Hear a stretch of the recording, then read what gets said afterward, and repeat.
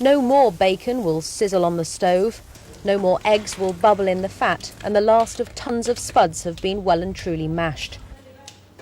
For truck drivers up and down the length of Britain, this is the end of an era.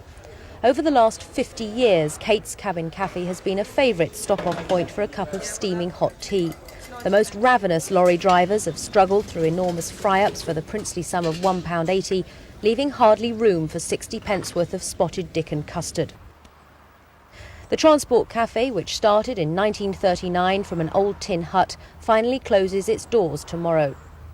Its owners, two Greek brothers, have sold the old place to a development company. For the drivers who come here from London to Scotch Corner, it's another nail in the coffin of one of Britain's institutions. Oh, it's a very sad day, really, because as I was saying, this is one of the best transport broadcasters there is. The other week when we went down London, from here, apart from here, you've got to go to South Mim before you can find somewhere. And then they rip you off for something rotten. It's one of these new modern ones. And where you're paying probably 25, 30 pence for a cup of tea in here, it was 65 pence for a cup of tea. It is a shame really, because drivers used to accommodate in these sort of places. I think it's a shame really. Back in the 60s there was quite a lot of transport cafes, but now there's very few and far between. How do you feel about that? Well, I'm disgusted really, because you've got to stop at these motorway cafes, etc., and you don't get the same attention as you would in these sort of cafes.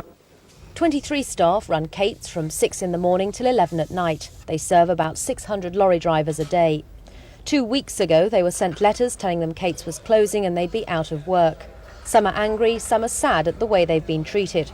Others, rather optimistically perhaps, sought to make the landmark on the side of the A1 a listed building, on the grounds that Dick Turpin once stopped here.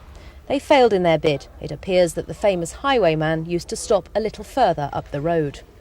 Why do you think it's got such a good reputation? Well, it's friendly staff, I think it is. Friendly staff and the atmosphere and the food, I should say, yeah.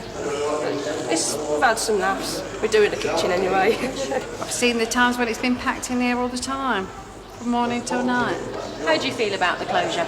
Well, disappointed, but really, it's end of an era, isn't it? There were a few farewell kisses today, but many regulars plan to be back here tomorrow morning for their final fry-up.